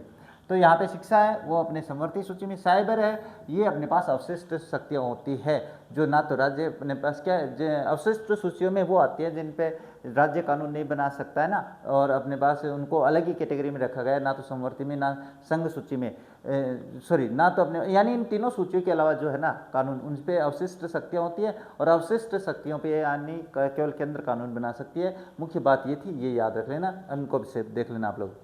अच्छा, कथन कारण बताते हैं। भारत को विनाशी राज्यों का अविनाशी संघ कहा जाता है भाई, विनाशी राज्यों का अविनाशी संघ कहा जाता है, बिल्कुल सही बात है। संसद राज्य की सहमति के बिना उसकी सीमाओं और नाम में परिवर्तन कर सकती है, बिल्कुल कर सकती है भाई। कथन और कारण दोनों सही है, और इसी कारण से क्या है कि विनाशी राज्यों का अविनाशी संघ कहा जाता है, यानी राज्यों का नाम परिवर्तन कर सकता है, उसको कुछ बदलाव, सीमा निर्धारण कर सकता है, वो उनकी नाम के बिना, उनकी सीमाओं के मतलब उनकी सहमति के बिना कर सकता है। इसी कारण से ये बात कही गई है। तो आपके पास ऑप्शन ए है वो सही है, ए और आर दोनों सही है, आर ए की व्याख्या भी सही करता है। अच्छा, इसके बाद में बात करते हैं नेक्स्ट, भारत में अवशिष्ट शक्तियाँ की, ये आप जानते हो भाई, ये केवल आपके पास किसको दी गई है, संसद को दी गई है भाई, है ना, केवल संसद को दी गई है। संसद मतलब केंद्र को दी गई है, सीधी बात। नेक्स्ट है, भारतीय संविधान को किसने अर्धसंघीय कहा है, तो इसमें मैं बताऊं तो अपने पास केसी हियर ने कहा है भाई, व्हीलर, केसी व्हीलर है या वियर है, ये केसी वियर है भाई, इन्होंने कहा है भारत को अर्धसंघीय संघ कहा है, ना तो एकात्मक कहा है ना संघात्मक कहा है, तो अर्धसंघीय कहा है। इसके बाद में बात करते हैं 42वें संविधान संशोधन 1976 द्वारा निम्न में से किस विषय को राज्य सूची से हटाकर समवर्ती सूची, ये बता दिया मैंने आप लोगों को। इसमें आपके पास है क्या है, शिक्षा है ना, शिक्षा के साथ मैंने 5 टॉपिक और बता दिए हैं जिनको राज्य सूची से हटाकर समवर्ती सूची में शामिल किया गया है, तो ये आप देख लेना भाई। केंद्र राज्य संबंधों की समीक्षा के लिए गठित सरकारिया आयोग का गठन किस वर्ष किया गया था? तो ये आपके पास 1983 में किया गया था भाई। कब किया गया था? 1983 में किया गया था। अब देखो बात करते हैं नेक्स्ट क्या दिया हुआ है? निम्नलिखित में से कौन से भारतीय संविधान के एकात्मक लक्षण हैं? एकात्मक लक्षण की बात करें तो जैसे राज्यपाल की नियुक्ति है वो एकात्मक है भाई, यानी केवल केंद्र की पावर चलती है। जहां पे एकीकृत न्यायपालिका है, बिल्कुल है। आपातकालीन प्रावधान है और द्विसदनीय विधायिका है, वो नहीं है भाई। द्विसदनीय विधायिका है वो आपके पास संघात्मक क्या है अपने पास संघात्मक जो संविधान है उसकी विशेषता होती है। तो द्विसदनीय 1 2 3 इसमें 2 3 सही है। द्विसदनीय विधायिका मैंने बता दिया संघात्मक संविधान की विशेषता होती है। अच्छा, इसके बाद में बात करते हैं नेक्स्ट क्या दिया हुआ है? संविधान के किस अनुच्छेद के तहत राष्ट्रीय आपातकाल लागू होने पर केंद्र राज्य सूची के विषयों पर कानून बना सकता है? बढ़िया प्रश्न है भाई, ये बढ़िया प्रश्न बताएंगे। तो इसमें आपके पास 249 अनुच्छेद 249 के तहत ऐसा प्रावधान है कि अगर आपके पास केंद्र में क्या दिया हुआ, आपातकाल लागू हो गया है, राष्ट्रीय आपातकाल लागू है, तो जो राज्य सूची है ना उसके विषयों पर भी कानून जो संसद है यानी केंद्र है वो कानून बना सकता है। अनुच्छेद 249 याद रखना भाई। इसके बाद है भारतीय संघवाद सहयोगी संघवाद की दिशा में परिवर्तन, बिल्कुल बात है।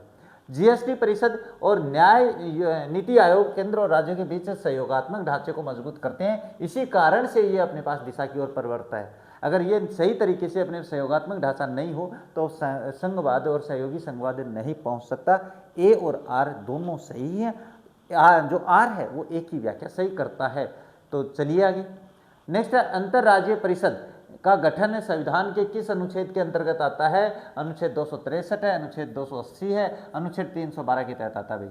अनुच्छेद 312 के तहत आता है। क्या अंतरराज्यीय परिषद का गठन संविधान के किस अनुच्छेद में? तो 312 के अंतर्गत आता है। इसके बाद में बात करते हैं नेक्स्ट, केंद्र और राज्य के बीच वित्तीय संबंधों की सिफारिश करने के लिए संविधान के अनुच्छेद 280 के तहत किसका गठन किया गया है? आप जानते हो भाई, इसके तहत आपके पास वित्त आयोग का गठन किया गया है। किसका किया गया है? वित्त आयोग का गठन किया गया है। इसके बाद करते हैं नेक्स्ट क्या दिया हुआ भाई? राज्य सूची के किस विषय पर कानून बनाने की संसद की शक्ति से संबंधित अनुच्छेद कौन सा है? क्या है? राज्य सूची के किसी विषय पर कानून बनाने की संसद की शक्ति से संबंधित अनुच्छेद कौन सा है? यदि राज्यसभा इसे राष्ट्रीय महत्व का घोषित कर दे, यानी कहने का मतलब है कि आपके पास यदि सब राज्यसभा इसे राष्ट्रीय महत्व का घोषित कर दे तो संसद अपने पास संविधान में ऐसा कौन सा अनुच्छेद है जिसके तहत ऐसा कर सकते हैं? तो ये अनुच्छेद 250 आता है भाई। अनुच्छेद 250 के तहत क्या होता है कि आपके पास 2/3 बहुमत से, है ना, 2/3 बहुमत से अगर राज्यसभा अपने पास कोई कानून बना देती है यानी कोई नियम बना देती है, अधिनियम बना देती है और वो अपने पास राष्ट्रीय महत्व का हो, तो ये ऐसा वर्णन कहाँ पे किया गया है? वो 250 में किया गया है, जिसके तहत अपने पास राज्य सूची में जो अपने पास नियम अपने टॉपिक्स हैं उन पे अपने पास राज्यसभा है वो अपना कानून बना सकती है। तो थोड़ी सी बातें आपको ध्यान से भी समझनी है भाई, ये थोड़े से अनुच्छेद ना थोड़े टफ पढ़ते हैं भाई। अच्छा, सूची 1 अपने पास आयोग समिति से संबंधित है और सूची गठन है, गठन का वर्ष तो सुमेलित करना है। राजमन्नार समिति की बात करें तो ये आपके पास 1969 में है भाई। कहाँ पे? 1969 में है। सरकारी आयोग अभी बताया मैंने, ये आपके पास कहाँ पे है? 1983 में है। पुंछी आयोग की बात करें वो आपके पास 2007 में हो तो इसका गठन हुआ था और आनंदपुर साहिब प्रस्ताव 1973 में क्या है इसका गठन किया गया था। तो थोड़ी सी बढ़िया प्रश्न है भाई, क्वालिटी वाले प्रश्न आ जाते हैं। अच्छा, इसके बाद में बात करते हैं नेक्स्ट है अखिल भारतीय सेवाओं के सर्जन से संबंधित शक्ति किसे प्रदान है? केवल राज्यसभा को है भाई। किसको? केवल राज्यसभा को प्राप्त है, जिसके तहत अपने पास जो राज्यसभा है वो अपने पास आईएएस जो पोस्ट वगैरह होती है ना, प्रशासनिक जो सेवाएं, उन पे कानून बना सकती है भाई। इसके बाद में बात करते हैं भारतीय संविधान का कौन सा भाग केंद्र राज्य संबंधों से संबंधित है? केंद्र और राज्य से संबंधित बात करें तो संविधान क्या जो भाग 11 और 12 है ना वो अपने पास किसे केंद्र राज्य संबंधों से है भाई। कैसे? तो अपने पास 11 और 12 में क्या है? 11-12 में तो इसमें आपके पास जो विधायी शक्तियाँ हैं ना, विधायी है, वित्तीय है, ये वित्तीय है और प्रशासनिक जो अपने पास विषय है ना वो सारे यहीं पे आ जाते हैं। और ये अपने पास क्या है? केंद्र और राज्य के संबंध इनमें सभी में चाहिए होते हैं। तो ये 11 और 12 में, इस कारण से भारतीय संविधान का कौन सा भाग केंद्र राज्य संबंधों से है? तो ये भाग हो जाता है भाई। अच्छा, इसके बाद में बात करते हैं क्या है, भारत में एकल नागरिकता का प्रावधान है, बिल्कुल सही है। भारत में ये व्यवस्था अमेरिकी संविधान से अपनाई गई है। देखो इसमें है ना, एक बात तो सही है, एक गलत है। ये गलत है और ये सही है, क्योंकि अपने पास ये जो व्यवस्था है ये अपने पास ब्रिटेन के संविधान से ली गई है भाई। किससे ली गई है? ब्रिटेन के संविधान से ली गई है। तो ए सही है और आर गलत है। ये ऑप्शन इसका करेक्ट आंसर होता है। थोड़े से प्रश्न बढ़िया आने लगे कि नहीं लगे रहे? हाँ, समवर्ती सूची के विषय पर यदि केंद्र और राज्य के कानूनों के बीच से टकराव होता है तो किसका कानून, ये आप सभी बता दोगे भाई। ये केवल अपने कानून, जो केंद्र है ना, इसका कानून मान्य होता है। अगर अपने पास समवर्ती सूची में कोई कानून बनाना है और उस पर राज्य अटक जाए कि ना मैं तो ऐसे नहीं करने दूंगा, तो केंद्र के पास ये ताकत है कि वो उस पर कानून बना सकता है। ये ध्यान में रख लेना। अच्छा, इसके बाद में बात करते हैं नेक्स्ट। भारतीय संविधान के अनुच्छेद 1 में भारत को क्या कहा गया है? राज्यों का संघ कहा गया है भाई। क्या लिखा है संविधान में? अपने पास संविधान में लिखा है इंडिया, है ना, मैं बता देता हूँ भाई। India that is Bharat, shall be A union of states, है ना, यूनियन ऑफ स्टेट्स। ये लाइन आपके पास अपने संविधान में लिखी गई है अनुच्छेद 1 में। इसीलिए क्या है, ये राज्यों का संघ है ना। ये यूनियन ऑफ स्टेट्स का मतलब राज्यों का संघ होता है भाई। अच्छा, इसके बाद में बात करते हैं नेक्स्ट। केंद्र राज्य प्रशासनिक संबंधों में सुधार हेतु एम पुंछी आयोग की रिपोर्ट किस वर्ष प्रस्तुत की गई भाई? तो ये बात अभी थोड़ी देर पहले पढ़ के आए हैं। इसका देखो गठन तो अपन ने कब बताया भाई? इसका जो गठन है वो आपके पास कब हुआ? 2007 में हुआ था। लेकिन रिपोर्ट है ना, इसने अप्रैल 2010 में प्रस्तुत की थी भाई। ये ध्यान में रख लेना, अप्रैल 2010 में प्रस्तुत करी है। पुंछी आयोग यानी मदन मोहन यानी कि जो थे ना, इनका नाम पूरा होता है एम पुंछी। तो ये ध्यान में रखना भाई। अच्छा, इसके बाद में बात करते हैं राजस्थान के में टपकन सिंचाई। यहाँ पे राजनीति के प्रश्न थोड़े कंप्लीट हो जाते हैं, है ना, ध्यान रख लेना। राजनीति के टॉपिक है वो जल्दी खत्म हो रहे हैं अपने। राजस्थान में टपकन सिंचाई और फव्वारा सिंचाई को अनिवार्य करने वाली राज्य की सबसे बड़ी सिंचाई परियोजना कौन सी है? तो ये नर्मदा नहर परियोजना भाई। ये ध्यान में रखना भाई। नर्मदा नहर परियोजना में राजस्थान में ये निश्चित के बाध्य किया गया कि टपकन सिंचाई या फव्वारा सिंचाई से ही सिंचाई की जाएगी। इंदिरा गांधी नहर परियोजना में अपने जो सामान्य होती है ना, रस पहले प्राचीन समय से चली आ रही वैसी है। चमल घाटी नदी परियोजना में भी ऐसा नहीं है और माही बजाज सागर परियोजना में भी ऐसा नहीं है। नेक्स्ट है कृषि जलवायु खंड 5 के संदर्भ में निम्नलिखित कथनों पे विचार कीजिए। अभी जलवायु खंड जो है ना, 10 जलवायु खंड है, वो मैंने अपने पीछे वीडियो में बता दिया भाई। यहाँ पे बार बार नहीं बताएंगे, समय बहुत खराब होता है। ये 5वां जो खंड है ना, जो जलवायु खंड 5 है, उसमें इस खंड के अंतर्गत कोटा, बूंदी, बारां, झालावाड़ जिले शामिल है। बिल्कुल शामिल है भाई। यानी जो अपने पास आर्द्र जो जिले होते हैं ना, सॉरी उपाद्र जिले, वो सारे इसमें आते हैं। आर्द्र और उपाद्र की जो कैटेगरी वाला है। यहाँ की मुख्य मिट्टी मध्यम काली है, जो सोयाबीन और कपास की खेती के लिए स्रोतों में। बिल्कुल दोनों कथन सत्य हैं भाई। ये क्या है? ये दोनों कथन सत्य होते हैं। अच्छा, इसके बाद में बात करते हैं नेक्स्ट राजस्थान में मक्का की खेती के लिए स्थानिक वितरण के संबंध में कौन सा भौगोलिक तथ्य सही है? ये मैंने आप लोगों को बता दिया भाई। बात आप समझ गए। मक्का मुख्य रूप से दक्षिणी राजस्थान की लाल लोमी मिट्टी वाले क्षेत्रों की प्रमुख खरीफ फसल है, तो ये सही है। बाकी इसमें अपन बात नहीं करेंगे। सोनमुखी या सनाय नामक औषधीय पौधे के लिए प्रयुक्त मिट्टी, ये थोड़ा सा कंफ्यूजन करने वाला है। इसमें शुष्क मरुस्थलीय है, आर्द्र उपाद्र अर्ध शुष्क है। तो एक बात बता देते हैं, सोनमुखी या सनाय नामक जो औषधि है, इसके लिए रेतीली मिट्टी बढ़िया होती है। कौन सी भाई? इसके लिए रेतीली मिट्टी, है ना, ध्यान में रखना भाई। ये बातें मेरी बड़ी महत्वपूर्ण हो जाती है आप लोगों के लिए। कौन सी भाई? रेतीली मिट्टी बढ़िया होती है। और रेतीली मिट्टी आप जानते हो कहाँ मिलती है? शुष्क मरुस्थलीय क्षेत्र में मिलती है। यानी जैसलमेर, बाड़मेर, जो अपने जैसलमेर, बाड़मेर, बीकानेर, गंगानगर, ये सारे शुष्क मरुस्थलीय क्षेत्र में आते हैं। आर्द्र आप जानते हो दक्षिणी पूर्वी पठारी प्रदेश है। उपाद्र अपने पास पूर्वी मैदान है। और अर्ध शुष्क अपने पास क्या? अरावली। और अपने पास जो 25 सेंटीमीटर वर्षा रेखा है ना, मरुस्थल को 2 भागों में बांटती है, उसके बीच का जो हिस्सा है वो अर्ध शुष्क होता है। इसके बाद में बात करते हैं राजस्थान में इसबगोल की देश की सबसे बड़ी मंडी और अनुसंधान की दिशा में कौन सा जिला नेटवर्क अग्रणी है? तो जालोर और बाड़मेर इसमें अपना आंसर सही रहेगा भाई। इसबगोल और जो अपने पास क्या है, जीरा, इसमें जीरा भी आता है भाई, है ना। इसबगोल ये अपने पास एक तरीके का जीरा ही है, लेकिन मोटा जीरा होता है। देश की सबसे बड़ी मंडी और अनुसंधान जालोर और बाड़मेर सही आंसर है इसका।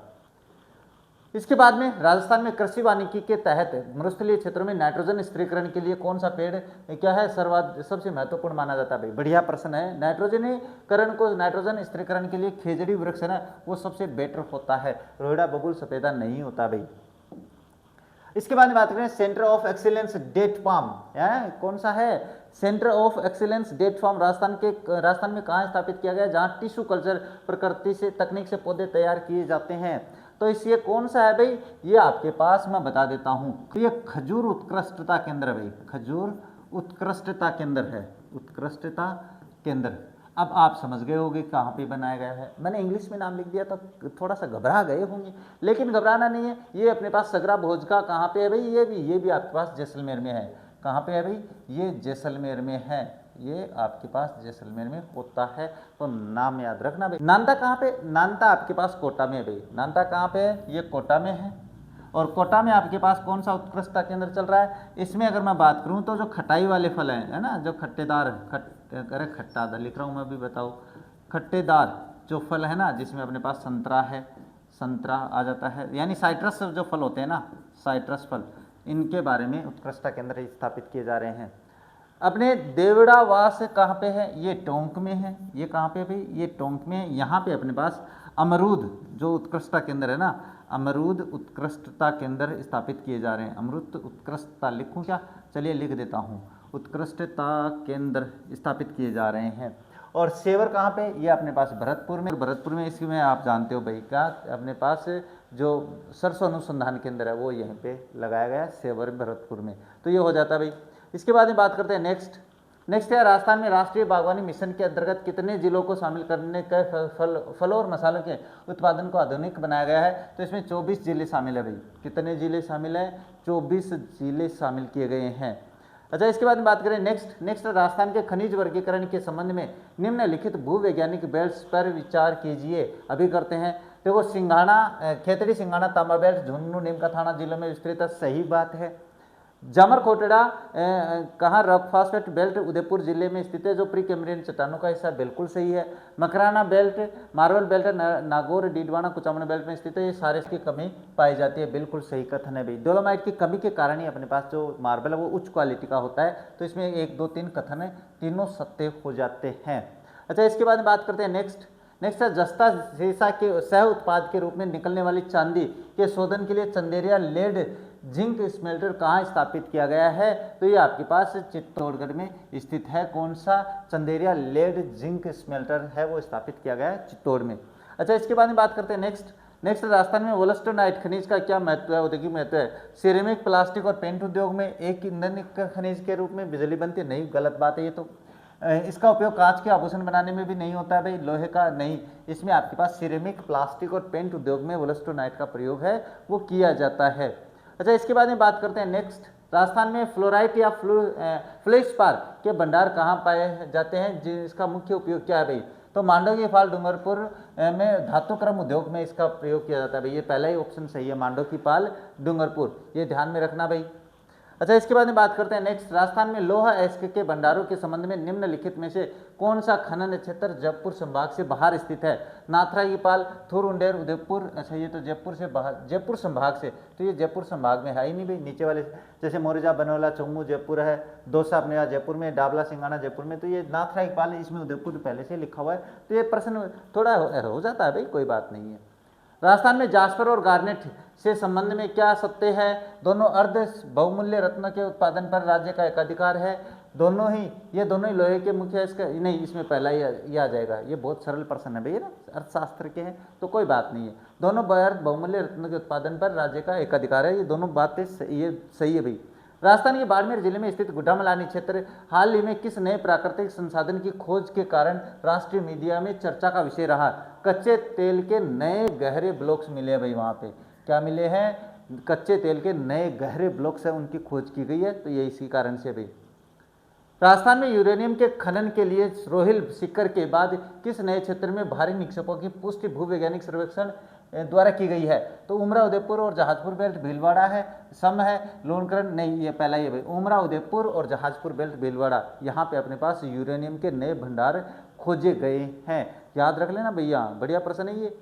इसके बाद में राजस्थान में बेंटोनाइट और फुलर्स अर्थ के विषय में विशाल भंडार मुख्य रूप से किस पश्चिमी जिले में पाए गए हैं। तो बाड़मेर और बीकानेर बेल्ट है, बाड़मेर और जैसलमेर बेल्ट है, बाड़मेर और जोधपुर है, बाड़मेर और पाली है। तो ये बता देता हूँ मैं आपके पास, बाड़मेर और बीकानेर बेल्ट में बेंटोनाइट और फुलर्स अर्थ। फुलर्स अर्थ क्या होती है भाई, जो अपने पास है। फुलर अर्थ की बात बताएं तो इसे आप क्या कहते हो, इसे अगर आप कहो तो मुल्तानी मिट्टी कहते हो भाई। क्या कहते हो, मुल्तानी मिट्टी। तो इसके जो भंडार मिले हैं वो कहाँ मिले हैं, बाड़मेर और बीकानेर बेल्ट में मिले हैं। तो ध्यान रखना भैया, दोनों बढ़िया प्रश्न है। इसके बाद में राजस्थान में चूना पत्थर के वर्गीकरण के संबंध में निम्नलिखित में से कौन सा मेल सही नहीं है। अगर इसमें बात करें तो स्टील ग्रेड चूना पत्थर सोनू जैसलमेर सही है, केमिकल ग्रेड चूना पत्थर सोजतपाली नागौर सही है, सीमेंट ग्रेड चूना पत्थर चित्तौड़गढ़ बूंदी कोटा सही है, आयरन ग्रेड चूना पत्थर चूरू सीकर में नहीं है भाई। आयरन ग्रेड चूना पत्थर चूरू सीकर जिले में नहीं है। तो आपके पास एक जो सही नहीं है वो बता दिया आपने। अच्छा, इसके बाद में बात करें खेतड़ी कॉपर कॉम्प्लेक्स से निकलने वाले कचरे के किस सह उत्पाद या औद्योगिक सामग्री के निर्माण का प्लांट लगाया गया है जो पर्यावरण संरक्षण में सहयोग सहायक है। तो ये प्रश्न बढ़िया है भाई। तांबा कचरे से फॉस्फेट और कंस्ट्रक्शन एग्रीगेट बनाना। एग्रीगेट का मतलब होता है ब्लॉक्स बनाना, यानी जो कचरा निकलता है जैसे कचरे से फॉस्फेट और कंस्ट्रक्शन एग्रीगेट, यानी जो अपने पास ब्लॉक्स होते हैं ना आजकल मिट्टी प्लास्टिक के बनने लगे, वो बनाने का कारखाना लगाया गया है। याद रखना, बढ़िया प्रश्न है। नेक्स्ट, राजस्थान में एस्बेस्टस का खनन मुख्य रूप से का सबसे बड़ा जोखिम क्या है जिसके कारण इसके खनन पर कड़े नियम हैं। तो इसके थोड़ी सी बातें यहाँ पे थोड़ी भाषा ऐसे अटपटी हो गई भी। इसके रेशों में फेफड़ों का नहीं है, फेफड़ों का जो कैंसर होने की संभावना वो ज़्यादा होती है भाई, ये ध्यान में रख लेना। बस फेफड़ों से संबंधित इसमें है ना, ये रेशे फेफड़ों में जा के जमा हो जाते हैं और कैंसर होने की संभावना होती है। इसके बाद में बात करते हैं, यहाँ से आपकी जो विज्ञान है वो शुरू हो जाती है और विज्ञान का अपना तीसरा टॉपिक चल रहा है। किसी लेंस यानी प्रकाश का परिवर्तन जो है ना, परावर्तन, ये पढ़ रहे हैं। किसी लेंस की क्षमता -2.0 D है। इस लेंस की प्रकृति और फोकस की दूरी क्रमशः क्या होगी। तो इसकी दूरी जो होती है ना वो आपके पास ये होगी भाई, अवतल -50 सेंटीमीटर। इसका आंसर करेक्ट होगा। इसका सूत्र मैंने लिखा नहीं है तो ये मैं बाद में समझाऊंगा भाई। इसके बाद में है सूची 1 को सूची 2 से सम्मिलित करना है। बढ़िया प्रश्न है। निकट दृष्टि दोष के लिए आपके पास किसका प्रयोग करेंगे, अवतल लेंस का प्रयोग करेंगे। दूर दृष्टि के लिए उत्तल लेंस का प्रयोग करेंगे और द्विफोकसी के लिए जरा दूरदृष्टि है उसका प्रयोग करेंगे और अबिंदुकता है उसके लिए बेलना लेंस है उसका प्रयोग किया जाता है। तो ये नाम याद रखना भाई, पूछे जा सकते हैं ऐसे क्वेश्चन है ना, बिल्कुल पूछे जाएंगे। नेक्स्ट बात करें तो क्या दिया हुआ, जब प्रकाश की किरण किसी समतल दर्पण पर आपतित होती है तो आपतन कोण हमेशा परावर्तन कोण के बराबर होता है। सही बात है। प्रकाश के परावर्तन का नियम केवल समतल कोण दर्पणों पे लागू होता है, दर्पणों पे नहीं, ये गलत है भाई।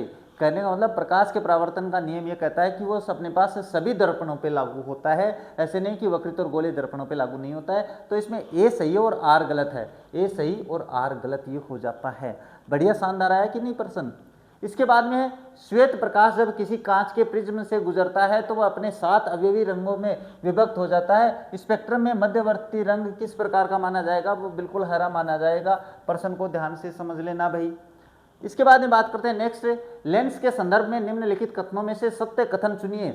एक पतले उत्तल लेंस के प्रकाशिक केंद्र से होकर गुजरने वाले प्रकाश किरण बिना किसी विचलन के सीधी निकल जाती है, बिल्कुल सही बात है। अवतल लेंस द्वारा हमेशा आभासी, सीधा और आकार में वस्तु में छोटा प्रतिबिंब दिखाई देता है, बिल्कुल सही बात है भाई। ये दोनों ही कथन क्या है, सत्य होते हैं भाई। यहाँ पे दोनों कथन सही है 5 नंबर में। बात करते हैं नेक्स्ट क्या दिया है, दूरदृष्टि दोष के संबंध में निम्नलिखित में से कौन सा कथन असत्य है। असत्य कथन की बात करेंगे।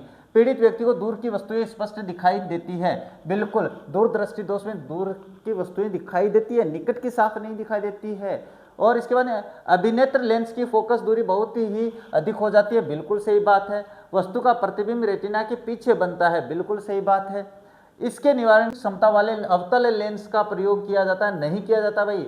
अवतल लेंस का प्रयोग थोड़ी ना करते हैं, अभी पढ़ के आए हैं। इसके लिए अपन उत्तल लेंस का प्रयोग करते हैं भाई, उत्तल लेंस। तो ये गलत हो जाता है। ये छोटी सी बात भी आपका क्वेश्चन गलत करवा देती है। नेक्स्ट है, निकट दृष्टि दोष से पीड़ित व्यक्ति को पास की वस्तुएं तो स्पष्ट दिखाई देती है लेकिन दूर की वस्तुएं स्पष्ट दिखाई नहीं देती है, बिल्कुल सही बात है। निकट दृष्टि दोष में निकट की वस्तुएं वो स्पष्ट साफ दिखाई देती है। इस दोष को दूर की वस्तु का जो प्रतिबिंब रेटिना पर न बनकर रेटिना के आगे बन जाता है, बिल्कुल सही बात है। तो कथन और कारण दोनों सही है और व्याख्या भी सही करता है। वो जब रेटिना से पहले ही चित्र बन जाएगा तो अपने पास ऐसी समस्या आती है। ये कथन और कारण बढ़िया प्रश्न होते हैं। इसके बाद एक समतल लेंस पर आपतित किरण दर्पण की सतह के बीच कोण 30 डिग्री का है, परावर्तन कोण का मान कितना होगा। देखो भाई ये गणित का क्वेश्चन है, मैं आपको बाद में समझा दूंगा, अभी इसका आंसर बता देता हूँ, 60 डिग्री का बनेगा। इसके बाद में सूची 1 को सूची 2 से मिलान करना। उत्तल लेंस है वो क्या करता है, किरणों को अभिसारित करता है। आपके पास किरणों को क्या करता है, अभिसारित करता है। और अवतल लेंस है वो किरणों को अपसारित करता है। अपसारी लेंस भी कहते हैं, अभिसारी लेंस भी कहते हैं, इनको याद रखना। उत्तल लेंस की क्षमता धनात्मक होती है और अवतल लेंस की ऋणात्मक होती है। ये प्रश्न है ना, शानदार किस कैटेगरी में होते हैं, आपको पढ़ना जरूरी है भाई। इसके बाद में बात करते हैं नेक्स्ट है वर्षा के पश्चात आकाश में इंद्रधनुष बनने की घटना के में प्रकाश की कौन सी भौतिक घटनाएं शामिल है। केवल अपवर्तन परावर्तन, अपवर्तन विक्षेपण और आंतरिक परावर्तन, ये तीनों आ जाते हैं भाई अपने पास। अपवर्तन भी होता है, विक्षेपण भी होता है और आंतरिक परावर्तन भी होता है। इसके बाद में बात करते हैं प्रिज्म द्वारा श्वेत रंग के वर्ण विक्षेपण के संबंध में निम्नलिखित कथनों पर विचार कीजिए। अभी कर लेते हैं। क्या है, लाल रंग के प्रकाश का विचलन सबसे अधिक होता है, नहीं, सबसे कम होता है। विचलन होता ही नहीं है भैया, सबसे कम होता है, सबसे कम होता है, तो पहला तो गलत हो गया है। बैंगनी रंग के प्रकाश की तरंग दैर्ध्य सबसे कम होती है, ये सही है। और सबसे ज्यादा विचलन भी इस रंग का होता है, सबसे ज्यादा विचलन है ना, सबसे ज्यादा, ये ध्यान में रखना भाई। विचलन भी अपने पास किस रंग का होता है, बैंगनी रंग का होता है। कांच के प्रिज्म में बैंगनी रंग के प्रकाश की चाल सबसे कम होती है, ये भी सही है। तो 2 और 3 तो सही है, 1 गलत है, तो आपकी ऑप्शन बी सही हो जाता है। ये प्रश्न का लेवल थोड़ा सा टफ तो नहीं लग रहा है ना, मुझे बता सकते हो आप लोग। अच्छा, यदि आप किसी व्यक्ति को क्षैतिज और ऊर्ध्वाधर रेखा एक साथ स्पष्ट दिखाई नहीं देती है तो वह किस दृष्टि दोष से ग्रसित है। क्षैतिज और ऊर्ध्वाधर की बात करें तो वो अपने पास क्या है, अबिंदुकता से ग्रसित होता है। ये रेटिना में समस्या होती है, उसके कारण होता है। तो ना तो उसे आगे की ना पीछे की वस्तुएं दिखाई देती है, एक साथ दिखाई नहीं देती है। अच्छा, इसके बाद में बात करते हैं नेक्स्ट है जरा दूरदृष्टिता दोष का मुख्य कारण पक्षाभी पेशियों का धीरे धीरे दुर्लभ होना होता है। आयु में वृद्धि के साथ नेत्र लेंस में लचीलेपन में कमी आ जाती है। दोनों ही कथन सही है और आर एक ही सही व्याख्या करता है। यानी जब अपने पास उम्र जो व्यक्ति है उस बुढ़ापे में अपने को कम दिखाई देने लगता है, उसका कारण यही है। और कारण जरा दूरदर्शिता का दोष प्रमुख हो जाता है। तो कथन और कारण दोनों सही हो जाते हैं। प्रश्न को ध्यान से समझ लेना।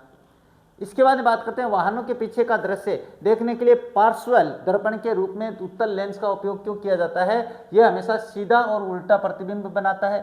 इसका दृष्टि क्षेत्र बहुत अधिक होता है। ए और बी दोनों सही है भाई, इसमें ए और बी दोनों सही है। वस्तु का बड़ा और वास्तविक प्रतिबिंब नहीं बनाता है, ये सही बनाता, ए और बी देख लेना। अच्छा, सामान्य नेत्र के लिए स्पष्ट दृष्टि की न्यूनतम दूरी व दूर बिंदु क्रमशः होते हैं। तो ये आपके पास 25 सेंटीमीटर व अनंत होते हैं। क्या होते हैं भाई, 25 सेंटीमीटर व अनंत होते हैं। इसके बाद में बात करते हैं नेक्स्ट है प्रकाश के परावर्तन के नियमों के संदर्भ में कौन सा कथन सत्य है या कौन से है। आपतन कोण एल आई मतलब कोण आई और परावर्तन कोण आर सदैव समान होते हैं। आपतित किरण, परावर्तित किरण तथा आपतन बिंदु पर अभिलंब तीनों एक ही तल में बने होते हैं। बिल्कुल सही बात है। तो 2 कथन सही हो गए। परावर्तन का नियम केवल नियमित परावर्तन में लागू होता नहीं, विस्तृत परावर्तन में भी। बिल्कुल गलत है भाई, ये दोनों में लागू होता है, विस्तृत परावर्तन में भी लागू होता है। तो 1 और 2 सत्य हो जाते हैं भाई इसमें। अच्छा, इसके बाद में बात करते हैं नेक्स्ट है इंद्रधनुष में प्राथमिक इंद्रधनुष के ऊपरी सिरे तक रंगों का सही क्रम क्या होता है, अभी बता देते हैं। तो इसमें बात करेंगे तो लाल, नारंगी, पीला, हरा, नीला, जामुनी और बैंगनी होता है। ये इसका सही क्रम होता है, ध्यान से समझ लेना भाई।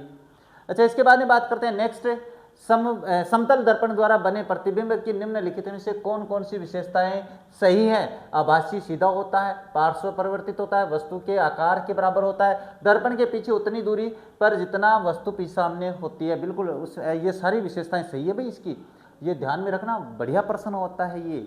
इसके बाद में बात करते हैं नेक्स्ट है द्वितीयक इंद्रधनुष बनने के पीछे प्रकाश की कौन सी प्रक्रिया घटित होती है। तो 2 बार अपवर्तन और 2 बार आंतरिक परावर्तन होता है, तब जाके द्वितीयक इंद्रधनुष बनने के पीछे का कारण होता है। अच्छा, इसके बाद में बात करते हैं एक उत्तल लेंस के सामने वस्तु को 2f1 फोकस दूरी के दुगुने पर रखा गया है। एक इसका प्रतिबिंब कहाँ और कैसा बनेगा। तो इसमें आपके पास बनेगा 2f2 पर वास्तविक उल्टा और वस्तु के बराबर के आकार का बनेगा। इसका आंसर हो जाता है। तो आपके विज्ञान का एक टॉपिक यहाँ पे भी कंप्लीट हो जाता है भाई। यानी विज्ञान का टॉपिक बताया मैंने यहाँ पे केवल, 20 क्वेश्चन शामिल किए थे विज्ञान के प्रकाश का परावर्तन जो है ना उसका। तो आज का ये पेपर आप लोगों के लिए बहुत ही शानदार रहा है भाई। मुझे पता है ये जो पेपर है ना इसमें बढ़िया शानदार क्वेश्चन आए हैं, और ये जो क्वेश्चन है ना ये ऐसे क्वेश्चन हैं जिनमें आपको क्या करना है, ये क्वेश्चन ऐसे हैं जिनमें आपको तैयारी ऐसी रखनी चाहिए कि आपको लगे हाँ हमने तैयारी की है। अगर आपको ये पेपर चाहिए है ना, ये पेपर अगर आपको चाहिए कि मैं पेपर खुद करना चाहता हूँ, तो मैं आप लोगों को इसका जो लिंक है वो अपने वीडियो के डिस्क्रिप्शन बॉक्स में प्रोवाइड करवा दूंगा। अगर आप कहोगे तो ही, नहीं तो फिर आप ऐसे ही आप पढ़ना चाह रहे हो तो कोई बात नहीं। अगर आप टेस्ट देना चाहते हो ऑनलाइन बिल्कुल फ्री में, तो उसका लिंक अगर आप मुझे कमेंट करोगे तो मैं आपको बिल्कुल प्रोवाइड करवा दूंगा वो लिंक भी। तो आज का ये वीडियो आप लोगों को पसंद आया होगा। अगर वीडियो ये आप लोगों को पसंद आया तो वीडियो को लाइक और शेयर जरूर करना। साथ ही चैनल पर नहीं हो तो चैनल को सब्सक्राइब कर बेल आइकन को ऑन रखना, ताकि मेरे वीडियोस के नोटिफिकेशन सबसे पहले आप लोगों के पास पहुंच जाए। तो बस आज के इस वीडियो को यहीं पे कंप्लीट करेंगे, मिलेंगे आप लोगों से अपने नेक्स्ट मॉडल पेपर में। तब तक देखते रहे हमारा चैनल। जय हिंद, जय भारत।